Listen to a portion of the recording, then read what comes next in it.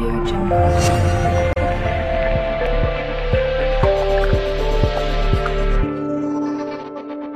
Audio Jungle.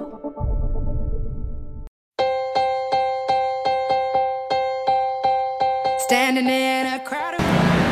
Kembali lagi dengan saya Cynthia dalam C-Channel. Saat ini saya sudah berada di area gedung PPT atau Pusat Psikologi Terapan. Saya akan meliput Pusat Psikologi Terapan. Saksikan liputan kami. In my mind, I'm running round a cold and empty space. Saat ini saya sudah bersama dengan Bapak Ferdi. Kita akan wawancara singkat tentang PPT itu seperti apa. Mari kita saksikan. Selamat pagi Bapak Ferdi. Selamat pagi. Pak Ferdi, saya mau tanya nih, sebenarnya PPT itu kepanjangannya apa sih Pak? PPT, Pusat Psikologi Terapan. Soalnya dulu nama aslinya Center Applied Psychology, tapi nanti kasihan masyarakat susah banget malah kesleo, sehingga kita sepakati pakai nama Pusat Psikologi Terapan. Sugio Pranoto. Ya. Ini adalah gabungan dari 3 lembaga yang sebelumnya ada dulu di Mambonjol. Jadi dulu ada yang namanya Lembaga Psikologi Terapan, LPT Sugio Pranoto, itu menangani pekerjaan-pekerjaan yang berkaitan dengan psikologi industri dan organisasi, seleksi karyawan, asesmen karyawan, training dan sebagainya. Kemudian yang kedua ada P2GPA, Pusat Penanganan Gangguan Perilaku Anak, Learning Ciwi, khusus untuk menangani anak-anak yang mengalami gangguan, anak-anak yang berkebutuhan khusus, gitu ya. Kemudian yang ketiga, Center for Giftedness, Pusat Keberbakatan, khusus dulu untuk menangani anak-anak berbakat. Ya.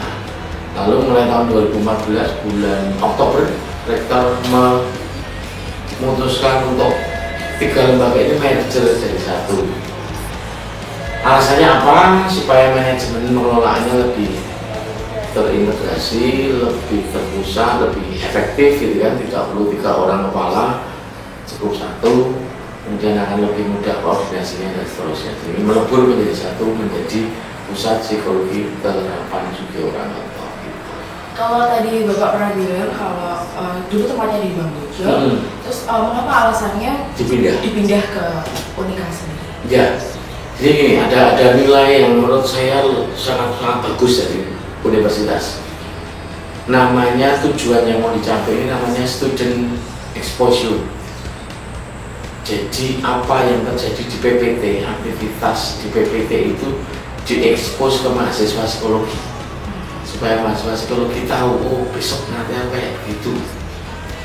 Sedang ada anak-anak yang sedang ditangani, ada tes dan sebagainya, ada konseling dan sebagainya, sehingga didekatkan ke mahasiswa psikologi supaya lebih yakin, lebih mantap dan lebih tahu, oh nanti saya kalau jadi psikolog seperti itu. Karena yang konsultan, yang praktek di sini kan semua dosen-dosen fakultas psikologi. Itu yang pertama, tujuan utamanya namanya student exposure. Yang kedua ya jelas lebih efektif, efisien.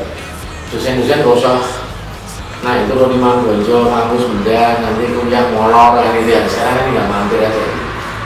Itu sih tujuannya, lalu ya supaya lebih dekat, lebih mudah koordinasinya antara PPT dengan fakultas. Kalau gitu, untuk visinya sendiri di PPT itu apa ya Pak? Visinya sebagai lembaga pelayanan kepada masyarakat di bidang psikologi. Yang kedua, tetap menjadi tempat belajarnya para dosen dan mahasiswa. Saat ini di atas lagi ada tes calon asisten baru. Salah satu yang dijadikan media belajar yang menjadi asisten. Mulai dari menangani klien, menerima klien, membantu konsultan dan seterusnya.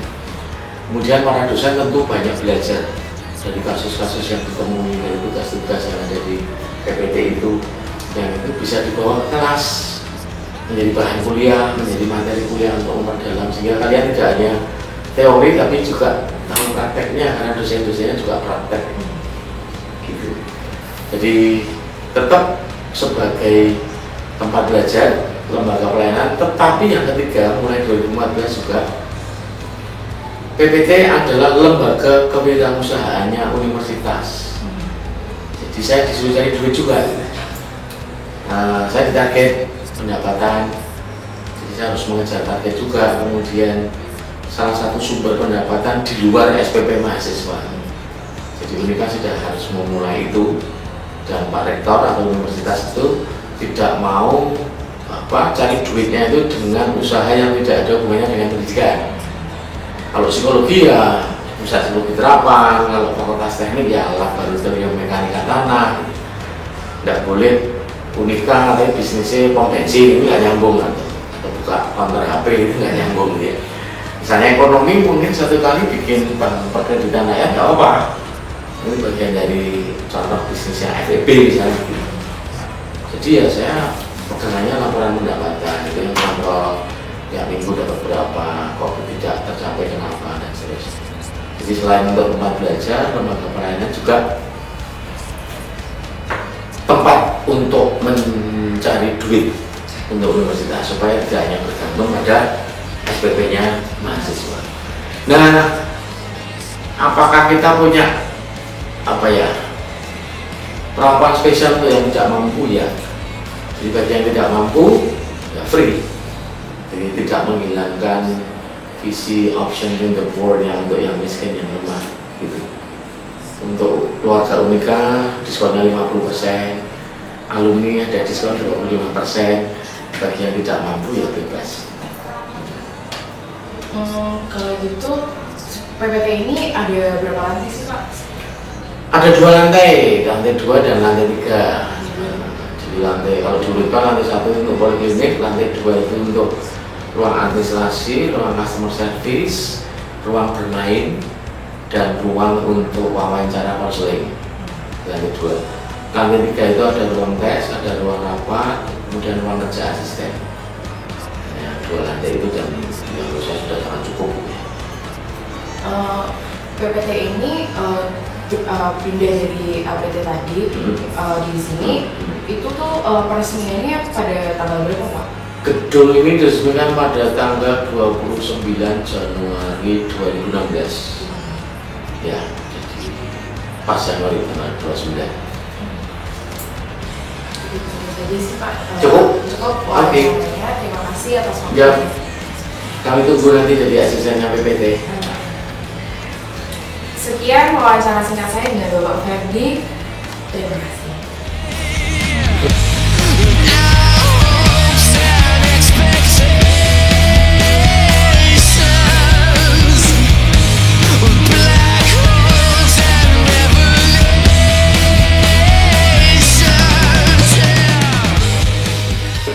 Sekian liputan di channel kali ini. Saya Cynthia dan partner saya Bella Oki di channel melaporkan.